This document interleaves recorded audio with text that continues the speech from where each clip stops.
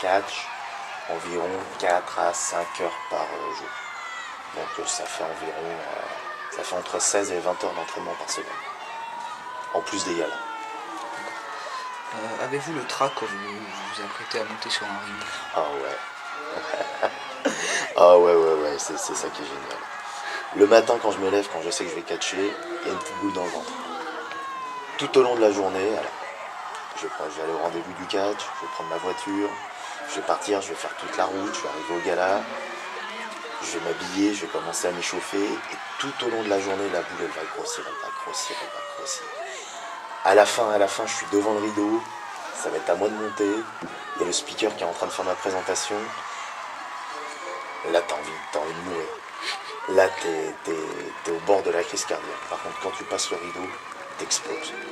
Là, t'exploses tout, le stress explose et ça se transforme en une énergie, en une décharge d'adrénaline, un truc qui a aucun équivalent, nulle part.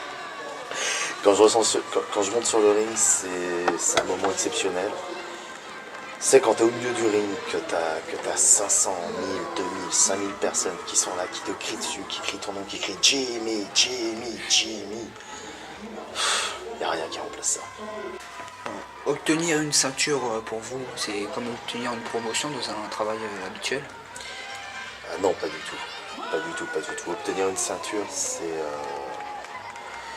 c'est l'accomplissement d'énormément de choses. C'est l'accomplissement d'années d'entraînement. C'est l'accomplissement d'années de sacrifices, d'années d'efforts. Pour l'instant, dans ma vie, j'ai remporté 3 ceintures.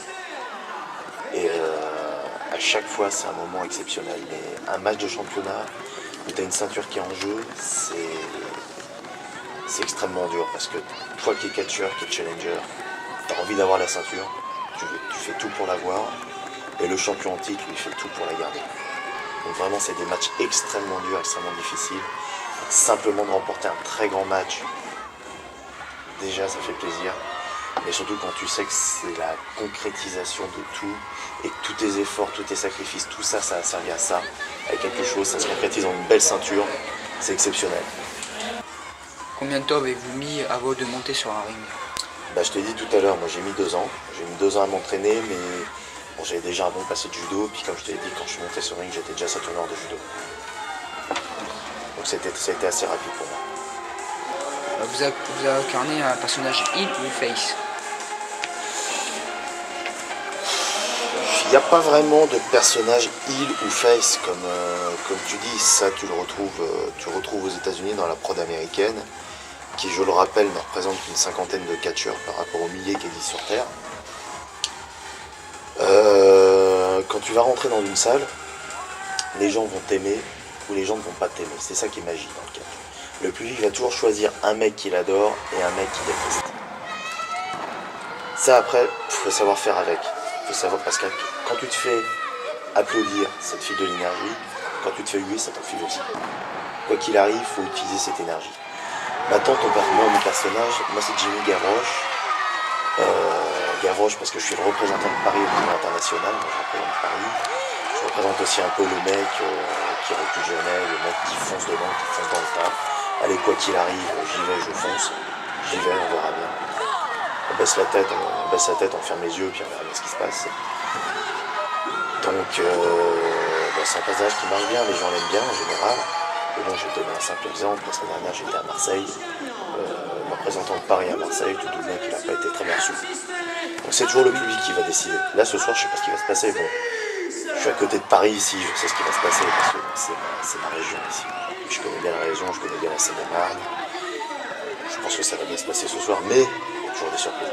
Maintenant, je vais vous poser quelques questions de fans que j'ai retenues. Alors, on a une question de Greg Bergan.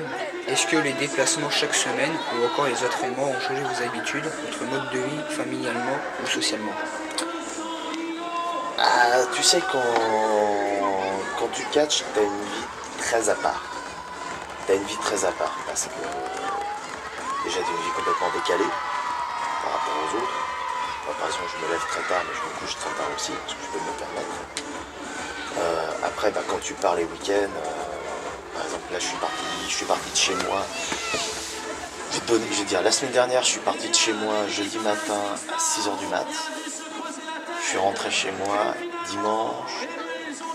Non, pas dimanche. Je suis rentré chez moi lundi à 22h30. Et je suis reparti hier à midi. Hier, on était mercredi. Ça veut dire que je suis quasiment jamais chez moi. C'est très...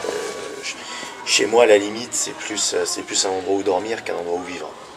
Je suis jamais chez moi, je suis toujours en train de bouger. Donc c'est vraiment un mode de vie. Bah, c'est un mode de vie à part entière, c'est un mode de vie complet. Maintenant, quand tu es dans le catch, il faut savoir un truc, c'est que le catcheur, ça devient ta famille. Nous avons une autre question de Manu Rust. De quelle fédération aimeriez-vous aller au cas de succès ou de proposition? Alors écoute, je vais te répondre que c'est une question à laquelle on pense tout le temps et jamais. Déjà d'être à la Wrestling Stars, ça fait de moi un des meilleurs catcheurs d'Europe. Surtout j'ai une ceinture à la Wrestling Stars pour la 3e fois. Donc je suis déjà estimé comme étant un des meilleurs catcheurs européens. Donc au niveau d'Europe, la Wrestling Stars, je suis au must. Après je vais dans d'autres fédés. Je vais un petit peu partout pour ce qui est de l'Europe.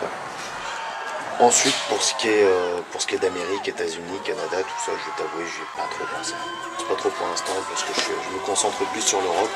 Je me concentrerai sur le reste du monde un peu plus tard. Mais si jamais je devais quitter la Wrestling Star, je pense que j'irais plus pour commencer dans une fédération japonaise.